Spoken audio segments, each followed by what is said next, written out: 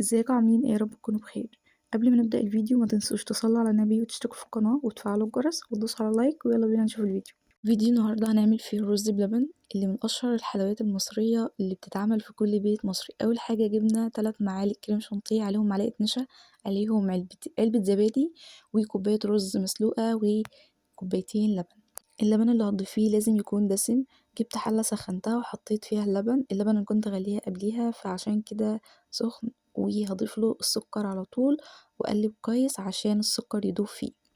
حطيت بقى السكر وهبدأ ان انا اقلب فيه لحد ما يدوب. الرز بلبن أول ما اتعرف في مصر كان في القرن ال15 في عصر الدولة العثمانية. الأطباء الأتراك اكتشفوا الطبق ده وقالوا إن هو بيعالج كل مشاكل المعدة، فعشان كده بقى ما بقوش يستغنوا عنه، بقوا بيقدموه طبق رئيسي على السفرة. بعد كده بقى المصري الحديث طوره، بقى يحط عليه زبيب وسوداني ومكسرات وحاجات كتيرة كده، وبقوا يقدموه في رمضان ويتسحروا بيه عادي. وده طبيعة الكائن المصري. ودي كانت مسيرة الرز بلبن من أول الدولة العثمانية لحد دلوقتي. هنكمل بقى تقليب في اللبن عشان ما يلزقش، لأن احنا حاطين فيه سكر. بعد كده هنجيب طبق الرز اللي هو كان كوباية رز وهنحطها فيه، كانت مسلوقة. لو انتوا عايزين تحطوه مش مسلوق بتحطوه يغلي في اللبن وتسيبوه ساعة لحد ما يطيب، يبقى في اللبن عشان ما يبقاش مش طيب. بعد كده بقى ابدا ان انا اقلب فيه واقلب كويس جدا كل دقيقه او كل ثانيه، عشان الرز ما يلزقش في الحله من تحت ومش هيطلع طبعا، هيتحرق. انا كل ثانيه كنت بقلب فيه. السكر اللي انا ضفته في الاول كان 3 معالق، فلو انتوا عايزين تزودوا على حسب الرغبه بتاعتكم. في ناس بتحط عسل عادي، فانا مكانش متوفر عندي عسل، فانتوا ضيفوا زي ما انتوا عايزين. بعد كده بقى هجيب ميه مكان اللبن، هضيف حوالي ربع كوبايه ميه، عليها معلقه النشا، عليها 3 معالق كريم شانتيه. ده السر بقى اللي هو معلقه لبن بودره. وهقلب فيه كويس جدا، ولو كان كتل هتجيبي مضرب وتضربيه كويس عشان النشا واللبن ما يكتلش معاكي. كل شوية هقلب في الرز، انا بفكر تاني عشان الرز يا جماعة ما يلزقش. بعد كده بقى ما قلبت الخليط ده، شوفوا السمك بتاعه كان عامل ازاي، توصلوا للسمك ده. السر في الخلطة دي اللبن البودرة. هبدأ بقى ان انا اقلب كويس كده وانا بضيف تدريجي عشان ما يكتلش. بعد بقى ما يتقل يعني حطيت الكمية دي وهحس ان هو خفيف، هرجع ازود له نشا.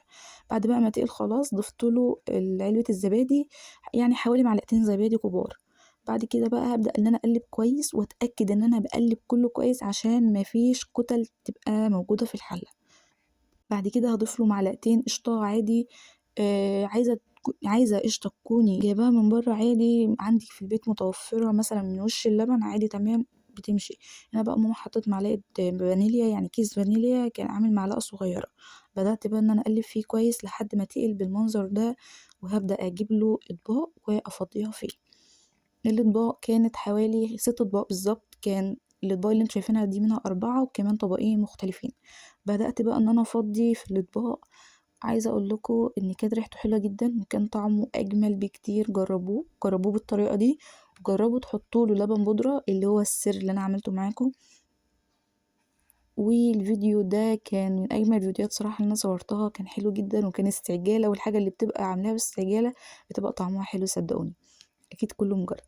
بعد كده عملنا رز بلبن وفضيناه كده بقى في الاطباق، وكان طعمه حلو. هتستني عليه ساعة او ساعتين لحد ما يمسك. لو احنا في البرد ده ما تحطوهوش في التلاجة، فعادي بيتاكل دافي، فبيبقى حلو جدا ولذيذ جدا. حطيت بقى زبيب كده على الوش، احنا اصلا ما بناكلش الزبيب فشلناه في الاخر.